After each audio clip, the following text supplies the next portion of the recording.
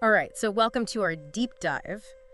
And today we're going to be tackling some pictures last longer than others, which, let me tell you, from the sources that you sent me, it looks like it's going to be pretty intense. We've got a YouTube video essay, we have an art book excerpt, and then a foreword from a completely different art book. Yeah, it's a great selection of sources because they all touch on different elements of the painting, but then also kind of expand outwards. So we've got some Zen philosophy in there, we've got the I Ching, and then also a little bit of art history thrown in for good measure. Nice. Okay.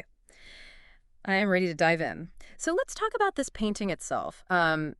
Just from the descriptions we have, it sounds pretty striking. You've got like this weathered wooden bridge, right? Like it's been there a while. And it kind of leads you into the scene, and it's full of greenery and, very lush and inviting.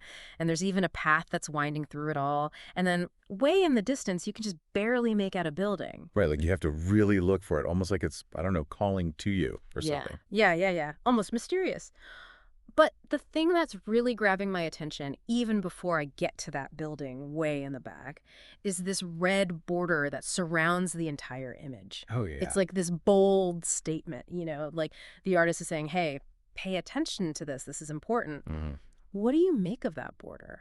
Well, it definitely draws you in. I mean, it's not just a frame. It's more like a threshold or a gateway, you know? It's like it's separating us from the everyday world and kind of ushering us into this different reality almost. The art book actually compares it to the concept of liminal spaces, Oh, interesting. which are, those in-between places where transformations can happen. Okay, yeah. I see where they're going with that. And speaking of transformations, I love how the art book talks about this Zen path. The way the bridge curves and draws the viewer into the painting. It's like we're meant to walk that path and experience it, not just, visually, but emotionally and maybe even spiritually. Right. It's a very intentional way it guides your eye. And it made me think of this principle in Japanese garden design called miyakura. Say it again. Miyakura.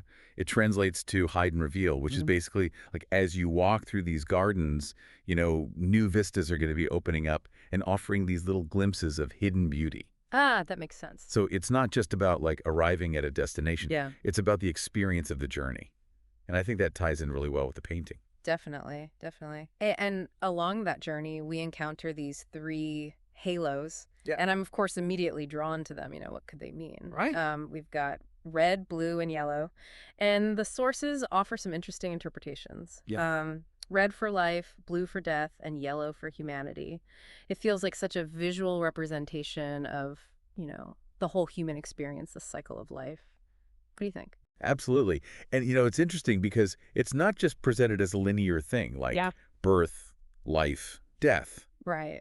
The way they're intertwined, it's more like a cyclical thing, which makes me think about like, the Buddhist concept of reincarnation. Ah, yeah. Or even the I Ching and its emphasis on change and the interconnectedness of everything. The I Ching, we're going to have to unpack that a little bit more later. We will, but Okay, so we've got these halos. We're thinking about life, death, and everything in between. But there's this one detail that the video essay pointed out that I totally missed at first. And that's the hidden figure, near the yellow halo. You can barely see it. It's almost camouflaged in all the foliage. But once you see it, it adds this whole other layer to the painting. Yeah, you can't unsee it once you've noticed it, right? And it really does add a lot to the painting. Because it's not just about humanity in general. It's about, our individual place within this huge scheme of life, death, and transformation. Like, are we active participants or are we just kind of, being swept along by forces that are way beyond our control? Yeah, it's like free will versus destiny almost. Exactly, yeah. That's a great way to put it.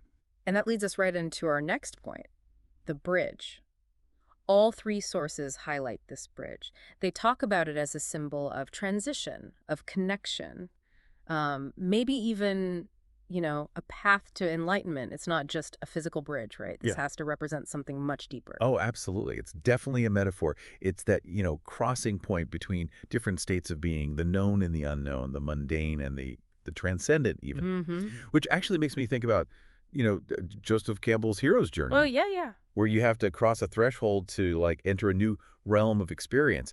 And it's full of challenges, but those challenges lead to transformation. So I Mhm. think that's definitely relevant here. I like where you're going with that. So, if we imagine this bridge as this metaphor for, personal growth, what might that journey actually look like? Well, it could be a journey of self-discovery, Okay. or it could be about confronting our fears and limitations. Right.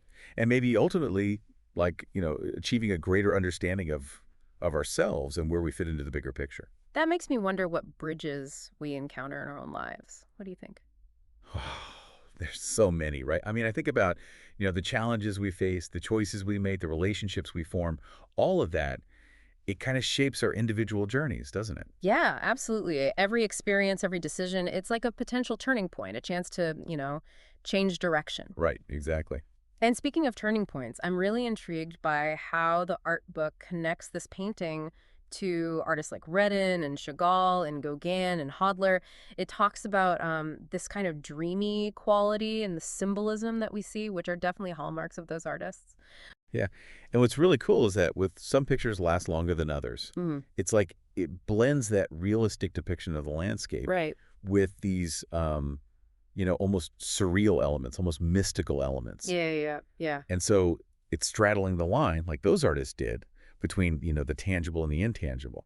And in doing so, it creates this space for personal interpretation. Yeah. It gives it, more emotional resonance for the viewer. It's almost like the artist is inviting us to not just engage intellectually with the painting, but also intuitively, like to let our imaginations run wild. Exactly. And that's where I think the Zen philosophy comes in. Mm-hmm. The foreword of one of the art books actually talks about Zen and how it emphasizes direct experience and intuition, a way of seeing beyond the surface of things. Mm-hmm. So it's about quieting the mind and letting a more intuitive understanding come to the surface. So it's like the painting is a form of meditation, Hmm. a way of connecting with the present moment and exploring our own consciousness. I like that. Me too. Yeah. And it's not just Zen, actually. The foreword also mentions the I Ching. And what I find so fascinating about that is how the I Ching's focus on change, Yeah. like constant change, Yeah, yeah. and the interconnectedness of all things. It Right. really resonates with how art itself has evolved over time. You've got me thinking. So how does that play out in the history of art? We've got all these movements, each with their own unique perspective on the world. Yeah, think about the progression from realism to impressionism to post-impressionism Yeah. to expressionism. Right, right, okay. Each one of those represents a shift, in Hmm. how artists were seeing and interpreting the world around them. Yeah, I mean, realism was all about this very literal representation of reality. Hmm. And then Impressionism was about capturing this feeling, an impression of light and color. Then Post-Impressionism took a step further. They were using, color and form to express emotions or subjective experiences. And then Expressionism was all about the artist's inner world, Yeah, like their emotional response to reality. exactly. And you can really see how that evolution in art mirrors the I Ching's idea that nothing stays the same. Everything is in flux. So are you saying that this painting is like a visual representation of the I Ching? Not exactly. But I do think there's some parallels there. I mean, the painting, like a hexagram in the I Ching, suggests that there are multiple layers of meaning Right. and that our understanding of those layers can change over time. And just like the I Ching, the painting doesn't give us, like, easy answers. Mhm. It's more about making us ask the questions and contemplate different perspectives. Interesting. Okay. It strikes me that the I Ching is all about, finding meaning in change, like in those moments of transition. And that brings us back to that bridge in the painting, which is, I mean, it's a central element. It is, yeah. And the way it leads us into, like, the unknown, into that space that's so lush and green and full of life. It's almost like the artist is suggesting that embracing the unknown is a really important part of growth and transformation. Right. It makes me think about all those times in life where we're faced with a choice, you know? It's like a fork in the road. And do we stay on the familiar path or do we take that leap and venture into the unknown? It's scary sometimes, It is. but those are the moments where we really define our paths. Yeah. Like those are the turning points. And sometimes, taking that leap of faith, crossing that bridge, it can lead us to amazing discoveries. and huge shifts in how we see things. Well, absolutely. And speaking of discoveries, I keep thinking about that hidden figure near the yellow halo. Oh, yeah. What do you make of its placement near that specific halo? Well, if we're thinking about yellow as, representing humanity, Right. maybe the hidden figure symbolizes that potential for, like, enlightenment that we all have within us. Mm. But it's hidden. It's obscured, and it's covered up by all this, like, conditioning and limiting beliefs that we pick up along the way. So it's our job to uncover it. We have to do the work to embark on that inner journey of self-discovery. Which actually, makes me think of that Zen saying, looking for enlightenment is like looking for a turtle with a mustache. You won't find it. Exactly. It's Right. not something that's, like, out there, right? It's Yeah. about awareness. It's about seeing clearly what's already, right there in front of you. And maybe that's the point of some pictures last longer than others, right? Mm. It's not about giving us all the answers. No. It's about prompting us to think deeper, question what we think we know, and ultimately find our own meaning. Like the painting is a puzzle, Yeah. a kohan, Yeah. like a riddle, something to really, make you think. And in the process, you come to a deeper understanding. So the act of looking at the art becomes in itself a journey. Like it's a dialogue between the viewer and the artwork. It is, and it's Yeah. actually, there's a term for that. It's called ekphrasis, which basically means using words to, like, illuminate a visual work of art. Yeah. But it's cool because it brings in our own experiences, our own interpretations, and it adds to the meaning of the artwork itself. That makes total sense. And that brings us back to the title of this painting. Some pictures last longer than others. So why is it that some images just stick with us? Like long after we've seen them, while others kind of just fade from memory. It's resonance, I think. Yeah. The images that stay with us, the ones that really have an impact, they touch on something deep down inside, something that connects to our values, our beliefs, or even our experiences. And they become more than just, like, images. They become these touchstones, these little reminders of what's truly important to us. It's like they capture a moment or a feeling or an idea that really resonates with our soul. And maybe it's not just the image itself, but it's also the context in which we encounter it, right? Like, think about that red border again. It's like it's framing this very specific moment in time and making it stand out from the rest of, like, everyday life. Yeah, that's a really good point, because the act of framing something elevates its importance. It's like saying, this is worth remembering, this matters. And that idea of framing, it applies not only to art, but to life in general. How we choose to frame our memories, our experiences, it shapes how we understand them and how they impact us moving forward. It's like we're all curators of our own, like, personal museums, choosing what to display, how to arrange it to tell our own unique stories. And just as museum curators think carefully about, the placement of a piece, the lighting, all of that enhances its impact. We have that same power to shape our own narratives, by choosing how we frame things. That is such a powerful thought. As we're, going through this painting, it's like we're uncovering all these layers of meaning that connect to, art, philosophy, personal experience, even the way we see the world. It's like peeling back the layers of an onion. Each new discovery reveals another layer of depth. And what's so amazing is that even after all this exploration, the painting still has this air of mystery. It doesn't just give us the answers. It invites us to keep going, to keep questioning, to keep searching for those connections. It's like the painting itself is also on this journey, evolving with each new viewer, with each new generation, and the meaning kind of shifts and deepens with time. And in that sense, the title, Some Pictures Last Longer Than Others, takes on this whole other meaning. Yeah. It's not just about how long the image itself lasts, but it's about, its power to inspire, to get us thinking, to connect with something deep within us, and ensure that it remains a part of this ongoing conversation about art and life and what it means to be human. It's a good reminder that some images, they transcend time and space. They become these, like, landmarks in our lives that guide us on our own personal journeys. And as we wrap up this deep dive, I want to invite you, dear listener, to think about the images that have shaped your path.